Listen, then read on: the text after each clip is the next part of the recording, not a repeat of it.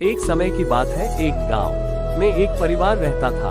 इस परिवार में 2 सास और 2 बहुएं थीं। सास बहू के बीच अनेक विवाद और मतभेद होते थे।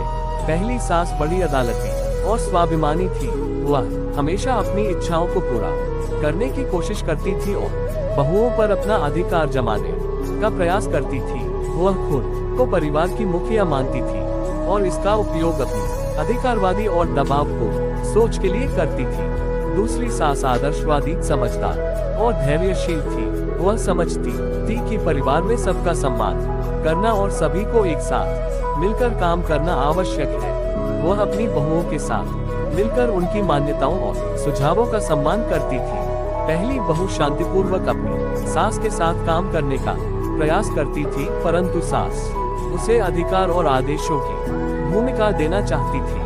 इससे वह परेशान हो जाती थी और घर के माहौल में दबाव महसूस करती थी। दूसरी बहू समझदारी और समाधान निकालने के लिए साथ मिलाती थी। वह दिल से सास के साथ मिलकर उसकी सहायता करने का प्रयास करती थी और विवादों को सुलझाने के लिए हमेशा तत्पर रहती थी। धीरे धीरे पहली सास ने समझा कि उसका अधिकारवाद और दबावपूर्ण सोच न केवल उसकी बहुओं को दुख पहुंचा रहा है, बल्कि परिवार के सभी सदस्यों को भी।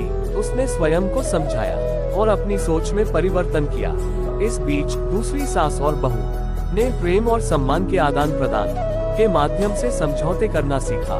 वे एक दूसरे की मान्यताओं को समझते और सम्मान करते थे और परिवार में शांति और खुशहाली का माहौल बनाने में सफल रहते थे। इस कहानी से हमें ये संदेश मिलता है कि सास बहू के बीच सहयोग, समझदारी, सम्मान और प्रेम की भावना होना चाहिए।